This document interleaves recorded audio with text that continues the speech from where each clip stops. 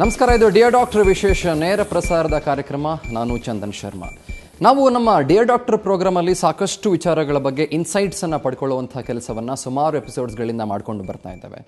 And ಇವತ್ತು ನಾವು diabetes ಬಗ್ಗೆ ಅಷ್ಟೇ ಮಾತನಾಡ್ತಾ ಇಲ್ಲ, ಡಯಾಬಿಟಿಸಿಂದ ಆಗುವಂಥ ಸಕಲ ತೊಂದರೆಗಳ ಬಗ್ಗೆ ಮಾತನಾಡ್ತಾ ಇದ್ದೀವಿ. ಆ್ಯಂಡ್ ಅಫ್ಕೋರ್ಸ್ ಆ ಸಕಲ ತೊಂದರೆಗಳ ನಿವಾರಣೆ ಯಾವ ರೀತಿ ಮಾಡ್ಕೊಳ್ಬೋದು ಅನ್ನೋದ್ರ ಬಗ್ಗೆ ಕೂಡ ಚರ್ಚೆಯನ್ನು ಮಾಡ್ತಾ ಹೋಗ್ತಾ ಇದ್ದೀವಿ. ಇನ್ಫ್ಯಾಕ್ಟ್ ಫಾರ್ ಎಕ್ಸಾಂಪಲ್ ನಿಮಗೆ ಹೇಳ್ತಾ ಹೋಗಬೇಕು ಅಂತಂದರೆ, ಡಯಾಬಿಟಿಸಿಂದ ಸಾಕಷ್ಟು ತೊಂದರೆಗಳು ಒಬ್ಬ ಮನುಷ್ಯನಲ್ಲಿ ಕಾಣಿಸ್ಕೊಳ್ತಾ ಹೋಗುತ್ತೆ. ಒಬೆಸಿಟಿ ಆಗಿರ್ಬೋದು ಅಥವಾ ಸ್ಕಿನ್ ಇಶ್ಯೂಸ್ ಆಗಿರ್ಬೋದು, ಹೀಗೆ ಸಾಕಷ್ಟು ಸಮಸ್ಯೆಗಳು ಕಾಣಿಸ್ಕೊಳ್ತಾ ಹೋಗುತ್ತೆ. ಆ ಎಲ್ಲ ಸಮಸ್ಯೆಗಳಿಗೆ ಯಾವ ರೀತಿ ರಾಮಬಾಣದ ಥರ ಉಪಯೋಗವನ್ನು, ಅದರ ಜೊತೆಗೆ ಟ್ರೀಟ್ಮೆಂಟನ್ನು ಪಡ್ಕೊಳ್ತಾ ಹೋಗ್ಬೋದು, ಚರ್ಚೆಯನ್ನು ಮಾಡ್ತಾ ಹೋಗ್ತೀನಿ. ನನ್ನ ಜೊತೆಗೆ ಇದ್ರ ಬಗ್ಗೆ ಸಾಕಷ್ಟು ಮಾಹಿತಿಗಳನ್ನು, ಸಾಕಷ್ಟು ಇನ್ಸೈಟ್ಸನ್ನು ಕೊಡೋದಕ್ಕೆ ಬೆಂಗಳೂರಿನ ಪ್ರತಿಷ್ಠಿತ ಸಂಸ್ಥೆ ಆಗಿರುವ ವೈಬ್ಸ್ ಹೆಲ್ತ್ ಕೇರ್ ಲಿಮಿಟೆಡ್ನ ಕಾಸ್ಮೆಟಾಲಜಿಸ್ಟ್ ನಳಿನಾ ಇದ್ದಾರೆ. ಹಾಯ್, ಹೇಗಿದ್ರಿ? ಆರಾಮ?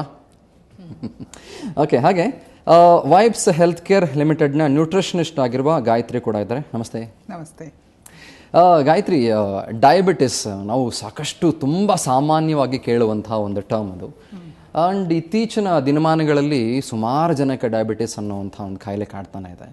ಡಯಾಬಿಟಿಸ್ ಯಾಕೆ ಕಾಣಿಸ್ಕೊಳ್ಳುತ್ತೆ and what exactly is diabetes? ಏನು ಡಯಾಬಿಟಿಸ್ ಅಂತಂದರೆ? ಡಯಾಬಿಟಿಸ್ ಅಂದರೆ ಅದು ಒಂದು ಮೆಟಬಾಲಿಸಮ್ ಡಿಸಾರ್ಡರ್. ಅದು ಅಂದರೆ ಒಬ್ಬ ಮನುಷ್ಯನಲ್ಲಿ ಕಂಪ್ಲೀಟ್ ಇನೆಬಿಲಿಟಿ ಆಗ್ಬೋದು ಅಥವಾ ಪಾರ್ಷಿಯಲ್ ಇನೆಬಿಲಿಟಿ ಆಫ್ ಕಾರ್ಬೋಹೈಡ್ರೇಟ್ಸನ್ನ ಮೆಟಬಾಲಿಕ್ ಮಾಡೋದನ್ನ ಎಬಿಲಿಟಿ ಕಡಿಮೆ ಆಗೋದನ್ನ ನಾವು ಡಯಾಬಿಟಿಸ್ ಅಂತ ಹೇಳ್ತೀವಿ.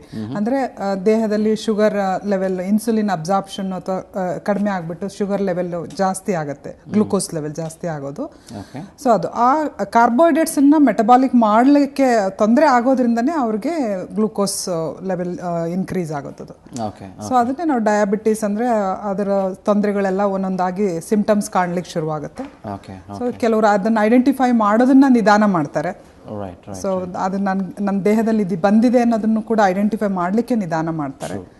ಸೊ ಆ ಸಿಂಪ್ಟಮ್ಸ್ಗಳ ಬಗ್ಗೆ ಎಲ್ಲ ಹೇಳ್ತಾ ಹೋದಾಗ ಅವ್ರಿಗೆ ಅರಿವಾಗುತ್ತೆ. ಓಕೆ. ಆ್ಯಂಡ್ ಇನ್ನೊಂದು ವಿಷಯ ಹೇಳ್ತಾರೆ, diabetes can kill you very slowly ಅಂತ ಹೇಳ್ತಾರೆ. ನೀವು ಹೇಳ್ತಾ ಇದ್ದಂಗೆ ಡಯಾಬಿಟಿಸ್ ಬಂದಿರೋದು ಗೊತ್ತಾಗೋದೇ ಇಲ್ಲ. ಒಂದು ವೇಳೆ ಅದು ಬಂದಿರೋದು ಗೊತ್ತಾಗೋ ಅಷ್ಟು ಹೊತ್ತಿಗೆ ಅವರ ದೇಹದಲ್ಲಿ ಸುಮಾರು ಕಾಯಿಲೆಗಳು, ಸುಮಾರು ತೊಂದರೆಗಳು ಕಾಣಿಸ್ಕೊಳ್ಳೋಕ್ಕೆ ಶುರುವಾಗಿರ್ತವೆ.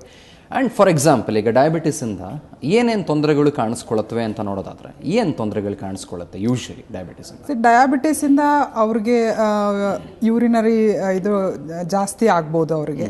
ಆಮೇಲೆ ಸ್ಕಿನ್ ಡಿಸಾರ್ಡರ್ಸ್ ಶುರುವಾಗುತ್ತೆ. ಆಮೇಲೆ ದೇಹದಲ್ಲಿ ತೂಕ ಹೆಚ್ಚಾಗ್ಲಿಕ್ಕೆ ಶುರುವಾಗುತ್ತೆ. ಅದಕ್ಕಿಂತ ಮೊದಲನೇ ದೇಹದಲ್ಲಿ ತೂಕ ಹೆಚ್ಚಾದಾಗ, ಒಬೇಸ್ ಆದಾಗ ತುಂಬ ಈ ಒಂದು ಕೆಲವ್ರು ಏನು ಹೇಳ್ಕೊಡ್ತಾರೆ, ನಮ್ಮ ಫ್ಯಾಮಿಲಿಯಲ್ಲಿ ಇಲ್ಲ, ನನಗೆ ಬರದೇ ಇರ್ಬೋದು ಅಂತ. ಆದರೆ ನಮ್ಮ ಲೈಫ್ ಸ್ಟೈಲಿಂದ ದೇಹದ ತೂಕ 5-6 ವರ್ಷಗಳಿಂದ ಜಾಸ್ತಿ ಒಬೇಸಿಟಿ ಕಂಟಿನ್ಯೂಸ್ ಆಗಿ ಇಟ್ಕೊಂಡಿದ್ರೆ ಅವರು, ಸೊ ಆಟೋಮೆಟಿಕ್ ಆಗಿ ಇದು ಬರೋ ಚಾನ್ಸಸ್ ಜಾಸ್ತಿ ಇದೆ. ಆಮೇಲೆ ನಮ್ಮ ಫುಡ್ ಲೈಫ್ ಸ್ಟೈಲ್, ನಮ್ಮ ದೇಹದಲ್ಲಿ ಯಾವಾಗ ಈ ಸಕ್ಕರೆ ಅಂಶಗಳಂದ್ರೆ ನಮಗೆ ಬೇಕಾಗಿರೋ ದಿನನಿತ್ಯ ಬೇಕಾಗಿರೋದಕ್ಕಿಂತ ಜಾಸ್ತಿ. ಯಾಕೆಂದ್ರೆ ಈಗ ಒಂದು ಇದು ಸಾಫ್ಟ್ ಡ್ರಿಂಕ್ಸ್ ಆಗಿರ್ಬೋದು, ಅದರಲ್ಲಿ ನಮಗೆ 3 ದಿನಕ್ಕಾಗುವಷ್ಟು ಒಂದು ಕ್ಯಾನ್ ಸಾಫ್ಟ್ ಡ್ರಿಂಕ್ಸ್ ಅಲ್ಲೇ ನಮಗೆ ಸಿಗುತ್ತೆ. ಸೊ ಅದನ್ನ ನಾವು ಒಂದಿನ ಒಂದು ಕ್ಯಾನ್ ತಗೊಂಡ್ಬಿಟ್ಟು ಬೇರೆ ಮಾಮೂಲಿ ಶುಗರ್ ಇಂಟೇಕ್ ನಾರ್ಮಲ್ ಆಗಿ ತಗೋತಾ ಇರ್ತೀವಿ. ಸೊ ಹಾಗೆ ಪ್ರತಿಯೊಂದು ಆಹಾರದಲ್ಲೂ ಗ್ಲೂಕೋಸ್ ಇದ್ದೇ ಇರುತ್ತೆ.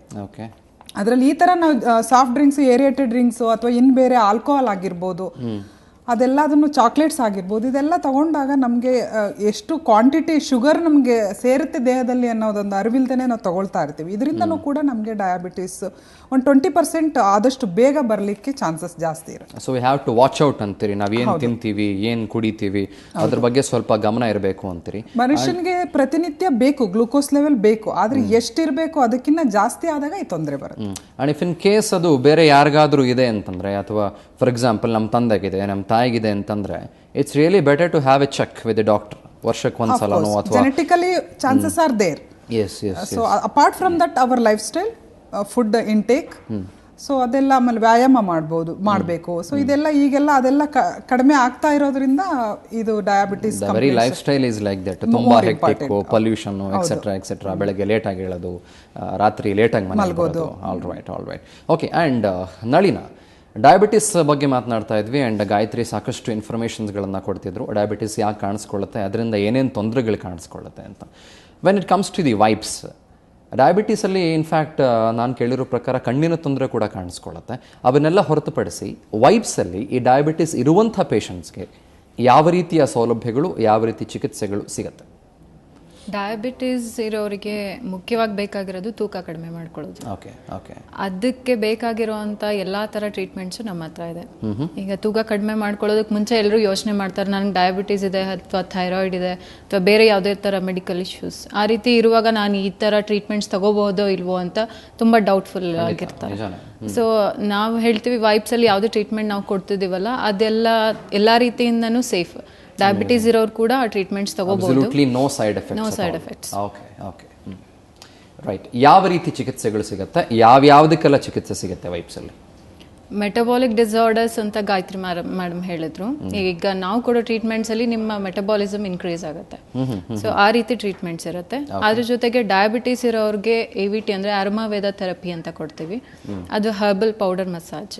ಅದನ್ನ ಕೊಡೋದ್ರಿಂದ ಬ್ಲಡ್ ಸರ್ಕ್ಯುಲೇಷನ್ ಇಂಪ್ರೂವ್ ಆಗುತ್ತೆ ಮತ್ತೆ ನರ್ವ್ಸ್ಗೆ ಆಕ್ಟಿವ್ನೆಸ್ ಜಾಸ್ತಿ ಬರುತ್ತೆ. ಆ ರೀತಿ ಡಯಾಬಿಟೀಸ್ ಇರೋರಿಗೆ ತುಂಬಾ ಹೆಲ್ಪ್ ಆಗುತ್ತೆ. ಬಾಡಿ ಮಸಾಜಸ್ ಇಂದ ಹೆಲ್ಪ್ ಆಗುತ್ತೆ. ಸೊ ಅದರಿಂದ ತೂಕ ಕೂಡ ಕಡಿಮೆ ಆಗುತ್ತೆ. ತೂಕ ಅನ್ನೋದಕ್ಕಿಂತ ಅವ್ರ ಬಾಡಿನಲ್ಲಿರೋ ಫ್ಯಾಟ್ ಪರ್ಸೆಂಟೇಜ್ ಕಡಿಮೆ ಆಗುತ್ತೆ. ಸೊ ಕೊಬ್ಬಿನಂಶ ಕಡಿಮೆ ಆಗ್ತಾ ಬರ್ತಿದ್ದಾಗೆ ಅವ್ರ ಡಯಾಬಿಟೀಸ್ ಲೆವೆಲ್ ಕೂಡ ಕಂಟ್ರೋಲಿಗೆ ಬರುತ್ತೆ. ರೈಟ್. ನೀವು ಹೇಳ್ತಿದ್ರಿ ಡಯಾಬಿಟಿಕ್ಸ್ ಅಲ್ಲಿ obesity is also one of the major causes ಅಂತ ಹೇಳ್ತಾ ಇದ್ರಿ. ನಿಮ್ಮ ವೈಬ್ಸ್ ಅಲ್ಲಿ ಒಬೆಸಿಟಿ ಇರುವಂಥವರಿಗೆ, especially one who is with diabetes and who also have the obesity, ಅವ್ರಿಗೆ ಯಾವ ರೀತಿಯ ಸ್ಪೆಷಲೈಸ್ಡ್ ಟ್ರೀಟ್ಮೆಂಟ್ ಸಿಗುತ್ತೆ? How do you identify it and how do you treat him? ಹೇಗೆ ಮಾಡ್ತೀರಿ? ಡಯಾಬಿಟೀಸ್ ಇರೋರಿಗೇನೆ ಇದು ಅರೋಮಾವೇದ ಥೆರಪಿ ನಾನು ಹೇಳಿದ್ದು. ಬಾಡಿ ಥೆರಪಿಟಿಕ್ ಮಸಾಜ್ ಅಂತ ಹೇಳ್ತೀವಿ, ಅರೋಮಾವೇದ ಥೆರಪಿ ಪ್ಲಸ್ ಅಪ್ಲಯನ್ಸಸ್ ಕೋರ್ಸ್. ಮತ್ತೆ ನಾವು ಕಳೆದ ಬಾರಿ ಮಾತಾಡಿದ್ವಲ್ಲ, ಇಲ್ಲಿ ಲೈಪೋಲಿಸರ್ ಟ್ರೀಟ್ಮೆಂಟ್ಸ್ ಅದನ್ನ ಕೂಡ ಮಾಡ್ತೀವಿ. ರೆಗ್ಯುಲರ್ ಟ್ರೀಟ್ಮೆಂಟ್ಸ್ ತಗೊಳ್ಳೋದ್ರಿಂದ ನಾವು ಮುಖ್ಯವಾಗಿ ಕಾನ್ಸಂಟ್ರೇಟ್ ಮಾಡೋದು ಫ್ಯಾಟ್ ರಿಡಕ್ಷನ್ ಮೇಲೆ. ಕೊಬ್ಬಿನಂಶ ಕಡಿಮೆ ಮಾಡೋದ್ರಿಂದ obviously it will come down. Okay. And ಏನಾದರೂ ಅವರಿಗೆ ಡಯಟ್ ಅಥವಾ ಎಕ್ಸರ್ಸೈಸಸ್ ಅಂತದನ್ನ ಸಜೆಸ್ಟ್ ಮಾಡ್ತೀರಾ? ನ್ಯೂಟ್ರಿಷನಲ್ ಕೌನ್ಸಿಲಿಂಗ್, ಫಿಸಿಯೋಥೆರಪಿ ಕೌನ್ಸಿಲಿಂಗ್ ಎರಡೂ ಇರುತ್ತೆ. ಡಯಾಬಿಟೀಸ್ ಅವರು ಮುಖ್ಯವಾಗಿ ಮಾಡ್ಕೊಬೇಕಾಗಿರುತ್ತೆ ಅವ್ರದ್ದು ಲೈಫ್ ಸ್ಟೈಲ್ ಮಾಡಿಫಿಕೇಶನ್. ಸೊ ಅದರಿಂದ ಅವರ ಆಹಾರ ಪದ್ಧತಿ ಚೇಂಜ್ ಮಾಡೋದ್ರಿಂದ ಮತ್ತೆ ಅವರ ಫಿಸಿಕಲ್ ಆಕ್ಟಿವಿಟೀಸ್ ಇನ್ಕ್ರೀಸ್ ಮಾಡ್ಕೊಳ್ಳೋದ್ರಿಂದ ಅವರಿಗೆ ತುಂಬಾನೇ ಹೆಲ್ಪ್ ಆಗುತ್ತೆ. ಓಕೆ. ನಾನು ಮತ್ತೆ ಚರ್ಚೆಯನ್ನು ಮುಂದುವರಿಸ್ತೇನೆ. ಈಗ ನಮ್ಮ ಇವತ್ತಿನ ಮೊದಲ ಕಾಲರ್ ಶಂಕರ್ ಅಂತ ಬೆಂಗಳೂರಿಂದ ಕಾಲ್ ಮಾಡಿದ್ರೆ, ಅವ್ರ ಹತ್ರ ಮಾತಾಡೋಣ. ಶಂಕರ್ ನಮಸ್ತೆ. ನಮಸ್ಕಾರ ಸರ್. ಎಸ್, ನಿಮ್ಮ ಪ್ರಶ್ನೆ ಕೇಳಿ ಶಂಕರ್, ಮಾತಾಡಿ. ಸರ್, ನಮ್ದು ಚರ್ಮ ಸಂಬಂಧಪಟ್ಟಂಗೆ ಸ್ವಲ್ಪ ಪ್ರಾಬ್ಲಮ್ ಇದೆ ಸರ್. ಹೇಳಿ, ಏನಾಗಿದೆ ಹೇಳಿ. ಅಂದ್ರೆ ಈ ಕಾಲ ಹತ್ರ ಬಂದ್ಬಿಟ್ಟು ಒಂಥರ ಗಂಟು ತರ ಇದೆ ಸರ್. ಅಂದ್ರೆ ಒಂಥರ ಹಾಸ್ಪಿಟಲ್ ತೋರಿಸಿದ್ದೀನಿ ಸರ್. Okay okay. ಆಮೇಲೆ ಇದು ಸ್ವಲ್ಪ ನಿಂತಿ ತರ ಆಗಿದೆ, ವೆರಿಕೋಸ್ ಅಂತ ಹೇಳಿದ್ರು. ಓಕೆ. Varicose veins? ಹೌದು ಸರ್. ಅದಕ್ಕೆ ಇಲ್ಲೇನಾದ್ರು ಟ್ರೀಟ್ಮೆಂಟ್ ಇದೆಯಾ ಅಂತ ನಾನು ಕೇಳ್ತಾ ಇದ್ದೀನಿ. I don't think varicose veins ಗೆ ನೀವು ಚಿಕಿತ್ಸೆ ಕೊಡ್ತೀರಿ ಅಂತ. ಡ್ಯೂ ಕೊಡ್ತೀರಾ? Physiotherapy treatment. Right. Okay okay. Physiotherapy. And apart from that ಏನಾದರೂ ವ್ಯಾರಿಕೋಸ್ ವೇನ್ ಗೆ ಸ್ಪೆಷಲೈಸ್ಡ್ ಚಿಕಿತ್ಸೆ ಅಪಾರ್ಟ್ ಫ್ರಮ್ ಫಿಸಿಯೋಥೆರಪಿ ಸಿಗುತ್ತಾ? ನೋ.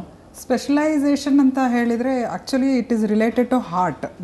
ಅವರು ಡಾಕ್ಟರ್ನ ಕನ್ಸಲ್ಟ್ ಮಾಡೋದು ಒಳ್ಳೆಯದು. ಅದಲ್ಲದೆ ಮೇ ಬಿ ಅವ್ರಿಗೆ ದೇಹದ ತೂಕ ಹೆಚ್ಚಾಗಿರೋದ್ರಿಂದ ಇದು ಒಂದು ಕಾರಣ ಆಗಿರುತ್ತೆ. ಸೊ ತೂಕ ಇಳಿಸ್ಕೊಂಡ್ರೆ ಆಟೋಮೆಟಿಕ್ ಆಗಿ ಅದಕ್ಕೆ ಸೊಲ್ಯೂಷನ್ ಸಿಗುತ್ತೆ.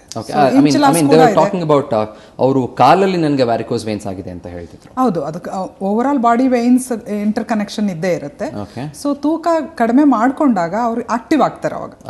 So you can be physically more active. So ನಮ್ಮಲ್ಲಿ ಫಿಸಿಯೋಥೆರಪಿಸ್ಟ್ ಕೂಡ ಇರ್ತಾರೆ, ಅದಕ್ಕೆ ಥೆರಪಿಟಿಕ್ ಎಕ್ಸಸೈಸಸ್ ಇದು ಮಾಡ್ತಾರೆ. ಸೊ ಥೆರಪಿಟಿಕ್ ಡಯಟ್ ಕೂಡ ಸಜೆಸ್ಟ್ ಮಾಡ್ತೀವಿ ನಾವು, ಡಯಟ್ ಚಾರ್ಟ್ ಎಲ್ಲ ಕೊಡ್ತೀವಿ. ಸೊ ಅದರಿಂದ ಅವ್ರಿಗೆ ಸಹಾಯ ಆಗುತ್ತೆ. ಆಲ್ರೈಟ್. ಓಕೆ. ನಮ್ಮ ನೆಕ್ಸ್ಟ್ ಕಾಲರ್ ಅವಿನಾಶ್ ಇಂದ ಬೆಂಗಳೂರಿಂದ ಕಾಲ್ ಮಾಡಿದ್ದಾರೆ. ನಮಸ್ಕಾರ ಅವಿನಾಶ್, ಮಾತಾಡಿ. ನಮಸ್ಕಾರ ಸರ್. ಎಸ್, ಪ್ರಶ್ನೆ ಕೇಳಿ ಅವಿನಾಶ್. ಸರ್, ನಮ್ಗೆ ಮೊದಲು ಏನಾಗಿದೆ ಅಂದ್ರೆ ಸೊ ಕಾಲಲ್ಲಿ ಒಂದು ಗಾಯ ಆಗಿದೆ. ಸೊ ಅದು 2 months ಬ್ಯಾಕ್ ಆಗಿರೋದು. ಓಕೆ. ಸೊ ಅದು ವಾಸಿ ಆಗ್ತಾನೆ ಇಲ್ಲ. ಅದೊಂದರ ಪೇನ್ ಬೇರೆ ಬರ್ತಾ ಇರುತ್ತೆ, ಕಾಲಲ್ಲಿ ನಡೆಯಕ್ಕಾಗಲ್ಲ. ನಿಮ್ಗೆ ಡಯಾಬಿಟಿಸ್ ಇದೆಯಾ? ಅದು ಚೆಕ್ ಮಾಡ್ತಿಲ್ಲ ಸರ್. ಐ ಥಿಂಕ್ ಅದೇ ಇರ್ಬೋದೇನೋ ಅನ್ಸುತ್ತೆ. ಓಕೆ. 2 ತಿಂಗಳಾಯ್ತು ಕಾಲಲ್ಲಿ ಗಾಯ ಇದೆ, ವಾಸಿ ಆಗ್ತಿಲ್ಲ ಅಂತೀರಿ? ಹಾ ಸರ್. ಓಕೆ. ಎಷ್ಟು ನಿಮಗೆ, ಹೌ ಓಲ್ಡ್ ಆರ್ ಯು? ಎಷ್ಟು ಏಜ್ ನಿಮಗೆ? ನಮ್ಗೆ ಇವಾಗ 23 ಸರ್. 23 ಏನಂತೀರಿ? ಅಲ್ಲ, ಡಯಾಬಿಟಿಸ್ ಈಗ ಟೈಪ್ 1 ಟೈಪ್ 2 ಡಯಾಬಿಟಿಸ್ ಅಂತ ಇದೆ. ಅದು 40 ಒಳಗಡೆನೂ ಕೆಲವ್ರಿಗೆ ಬರುತ್ತೆ, 40 ಆದ್ಮೇಲೆ ಬರುತ್ತೆ. ಸೊ ಜುವೆನೈಲ್ ಡಯಾಬಿಟಿಸ್ ಮಕ್ಕಳಿಗೂ ಕೂಡ ಬರುತ್ತೆ. ಸೊ ಅದಕ್ಕೆ ಏಜ್ ಒಂದೇ ಇದು, ಅದು ಅವ್ರು ನೆಗ್ಲೆಕ್ಟ್ ಮಾಡೋ ಹಾಗಿಲ್ಲ. ಅವರು ಕ್ಲಿನಿಕಲ್ ಟೆಸ್ಟ್ ಮಾಡ್ಕೋಬೇಕು. ಅದನ್ನ ಮೊದಲು ಪ್ರೂವ್ ಮಾಡ್ಕೋಬೇಕು whether it is a diabetic, because of the diabetic ಅವ್ರಿಗೆ ತೊಂದರೆ ಇದೆನಾ ಇಲ್ವಾ ಅಂತಂದು. ಸೊ ಆಮೇಲೆ ಟ್ರೀಟ್ ಮಾಡ್ಬೋದು, ಅವ್ರ ರಿಪೋರ್ಟ್ ಸಮೇತ ಬಂದಾಗ ನಮ್ಮಲ್ಲಿ ಟ್ರೀಟ್ ಮಾಡ್ಬೋದು. ರೈಟ್. ಆ್ಯಂಡ್ ಆಫ್ಕೋರ್ಸ್ ನೀವು ಅವಾಗಲೇ ಹೇಳ್ತಾ ಇದ್ರಿ ಡಯಾಬಿಟಿಸ್ ಇರುವಂಥವರಿಗೆ ಸ್ಕಿನ್ ಪ್ರಾಬ್ಲಮ್ಸ್ ಕೂಡ ಸುಮಾರು ಕಾಣಿಸ್ಕೊಳ್ಳುತ್ತೆ ಅಂತ ಹೇಳ್ತಾ ಇದ್ರಿ. ಫಾರ್ ಎಕ್ಸಾಂಪಲ್ ಟ್ಯಾನಿಂಗ್ ಆಗಿರ್ಬೋದು, ಪಿಗ್ಮೆಂಟೇಷನ್ಗಳು ಕೂಡ ಕಾಣಿಸ್ಕೊಳ್ಬೋದು ಅಂತ ಹೇಳ್ತಾ ಇದ್ರಿ. ಆ್ಯಂಡ್ ವೈಪ್ಸಲ್ಲಿ ಅದಕ್ಕೆ ಯಾವ ರೀತಿ ಚಿಕಿತ್ಸೆ ಸಿಗುತ್ತೆ ಅದ್ರ ಬಗ್ಗೆ ಚರ್ಚೆಯನ್ನು ಮುಂದುವರಿಸ್ತಾನೆ. ಈಗ ಒಂದು ಪುಟ್ಟ ಬ್ರೇಕ್ ಇರುತ್ತೆ, ಬ್ರೇಕ್ ಆದಮೇಲೆ ಮತ್ತೆ ಚರ್ಚೆ ಮುಂದುವರಿಯುತ್ತೆ.